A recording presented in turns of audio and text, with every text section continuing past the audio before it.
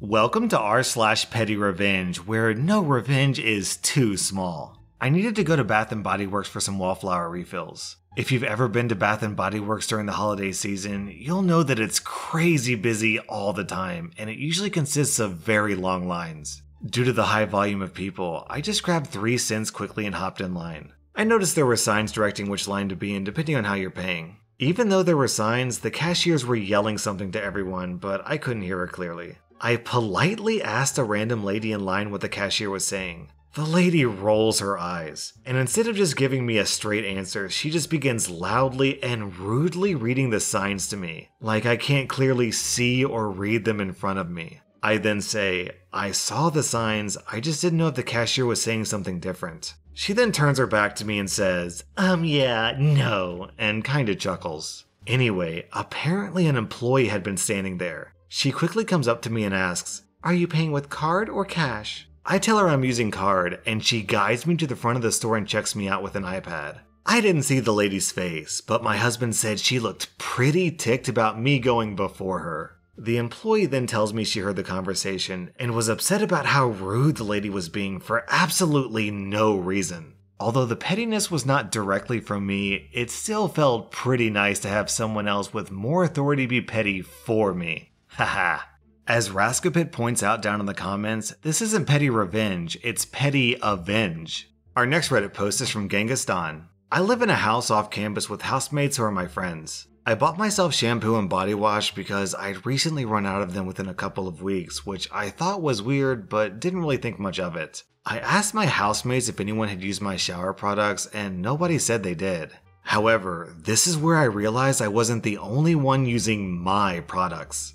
Fast forward a couple weeks and I'm running low again. I was keeping an eye on my products and I realized it was going quick again. The other bottles that belonged to my housemates had been bone dry for a week. I live with 5 other people and there were 3 or 4 empty body washes and shampoos. I knew that someone was using them, but I didn't know who. So in my act of petty revenge, I took my bottles, which were on its last leg, and added some white vinegar and mixed it around. On a side note, vinegar is actually good for your skin and hair. My plan was to add the vinegar and wait to see who came out smelling like it. Later that day, 3 of my housemates came out of the shower smelling like vinegar and they didn't say anything. Actually, the whole bathroom smelled like vinegar and one of my other housemates who uses the shower across the hall had pointed it out. I knew exactly who they were and I called them out on it. Best part was that one of them had a date and they were late already and couldn't take another shower. Hope you and the date enjoy the new cologne.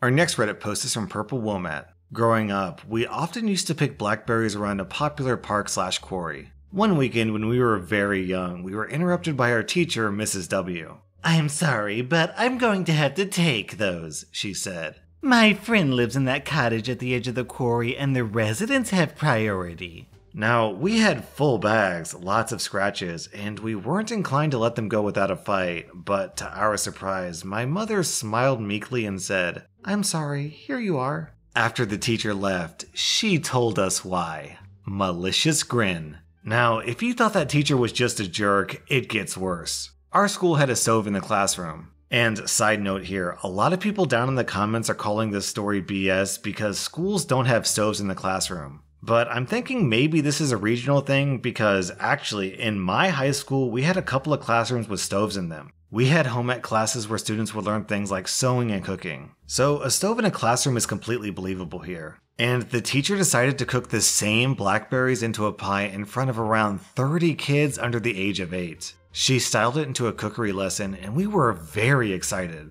All of us had eaten blackberries before, but pie isn't a big thing here and that was new. So we watched her make it, primp it, pop it in the oven, and then she sent us on break. And when we came back, it was gone, and we went back to normal lessons. Being the innocent soul that I am, I was the one to ask, what are you going to do with the pie? Eliciting choruses of, can we eat the pie now? The pie was not for you, she snapped at the class. Then, to me, in a very supercilious tone, I'm sorry that I had to ask your mother to give us the blackberries, but my friend had been waiting for a long time for them to get ripe, so she deserved them. That's not why she gave them to you, I said. I was an honest soul. They had maggots. "Don't be silly," she snapped and sent me to sit in a corner for 15 minutes for lying. I still associate corners with teacher-free relaxation. The next day, she came in looking very sick and had a long conversation with my mother, who couldn't keep a secret to save her life and so told us later. During dessert with her friend, my teacher told the funny maggot story, whereupon all conversation ended and she learned firsthand that maggots breed in blackberries after rain. Of course, I told everyone in class. She left a year later. This is a funny story, so I went down in the comments to see if anyone else had similar stories to tell. And this thread is a horrific minefield of people who went picking fruits out in the wilderness, bit into them, and found unexpected surprises. I'll do you a favor and spare you from the more horrific stories, but suffice to say, if you're ever out in the wilderness and you pick a fruit, cut it in half before you bite into it.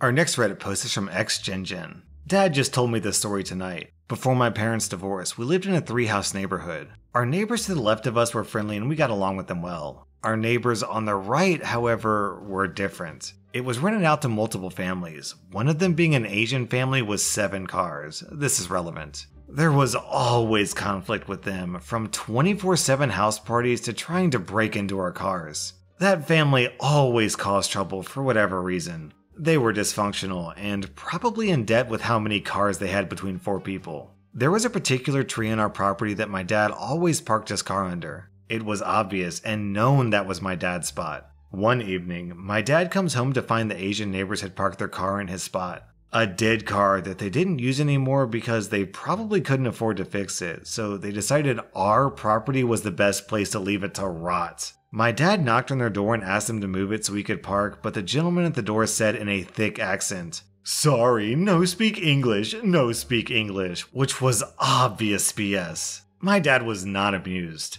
He told them, "Alright, just move your car or I'll call someone to get it towed." 2 weeks go by and the car is still there.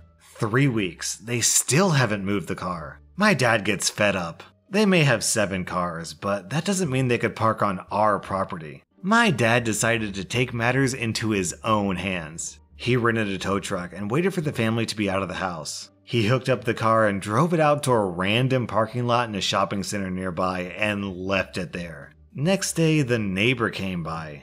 "Hey man, do you know what happened to my car?" In perfect English, not a trace of accent all of a sudden. Surprise, surprise. My dad played dumb about it. "I thought you couldn't speak English." "Sorry man, I don't know what happened to your car. If you moved it though, thank you man, I appreciate it." Our neighbor couldn't do much because he didn't have any proof my dad did it. Didn't talk to us or park in our spot ever again.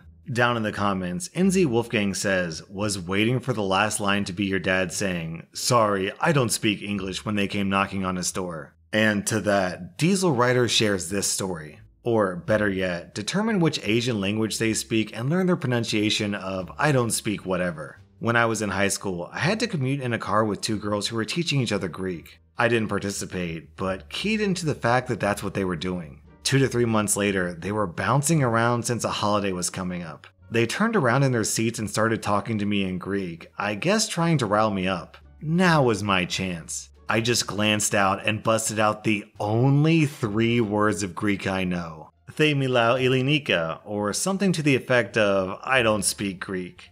Their eyes got wide as they tried to determine how much I'd been eavesdropping on them and how I was somehow a walking Rosetta Stone. Totally worth the research to figure out how to pronounce it.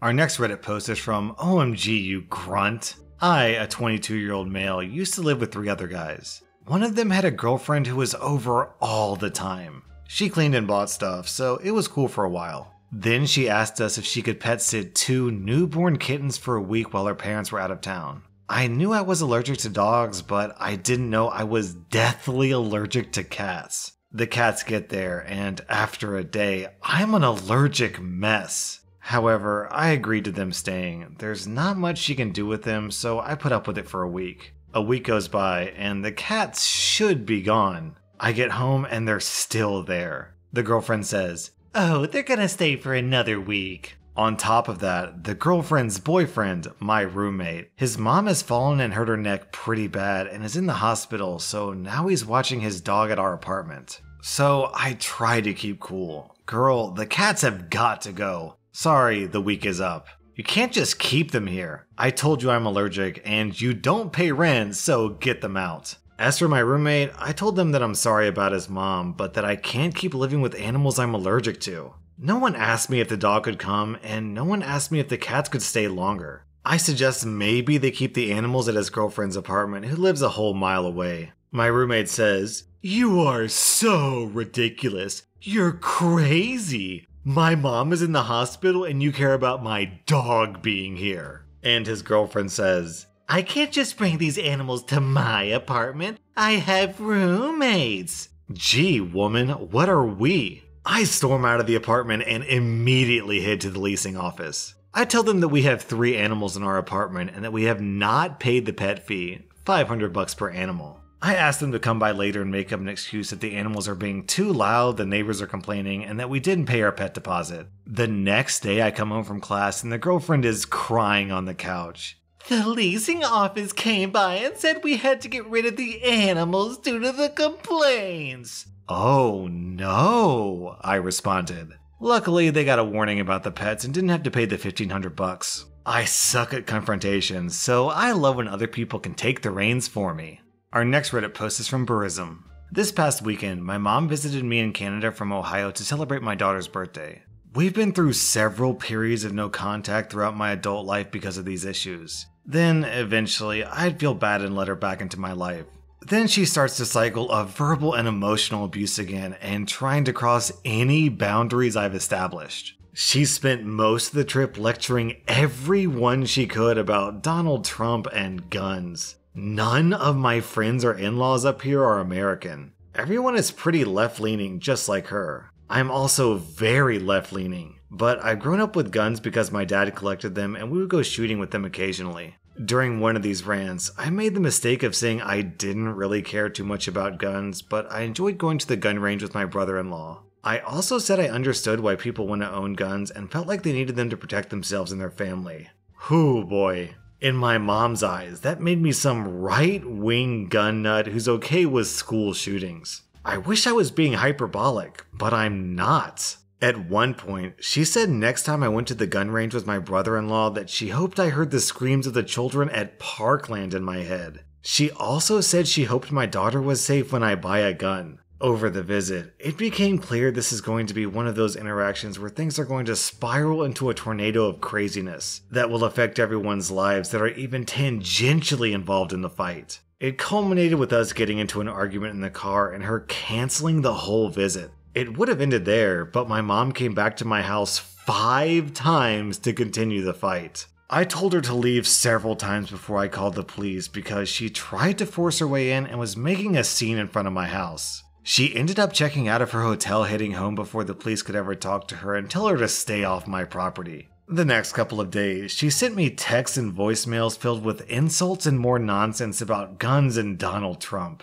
As if the crux of our disagreement was about guns and not her sucky parenting or her refusal to get help for what I'm pretty sure is some kind of personality disorder. So yesterday, I was telling my wife about some of the texts and voicemails I'd received from my mom, and my wife said to me, "I did something bad." I asked her what it was, and she told me that she almost wrote my mom an email telling her off. Luckily, my wife said she was way too Canadian for an actual confrontation. So, her revenge? I signed your mom up for every NRA and gun mailing list I could find. Our next Reddit post is from Old Man KLC. We moved into a new cookie cutter neighborhood, and since then, we've been bothered by pest control, carpet cleaners, lawn care, solar panel firms, etc. This was multiple times a day at first, but then we put up a no soliciting sign, and for a while, it worked pretty well. Fast forward to this week, salespeople have rang my doorbell daily despite my sign. I started by chewing them out and finding their businesses online to leave bad Yelp and Google reviews about the encounter. Then I researched city ordinances. Apparently, they need a permit, which most don't have, and they can't ignore a no soliciting sign. It's $250 per violation. Awesome. Had my first victim yesterday who acknowledged he read my sign, but thought his info about solar panels was something I'd want to hear even though I specifically had a sign because I didn't want to be bothered. I chewed him out and, when he left, called the police non-emergency number. The police came after only 15 minutes and caught up with him down the street. I don't know if he was cited, but he just sat on the curb after the police left. Probably because they told him to stop knocking on doors, period, due to a lack of a permit. He had to wait there for at least an hour and a half for his ride. That was rSlash and if you like this video then hit that subscribe button because I put out new Reddit videos every single day.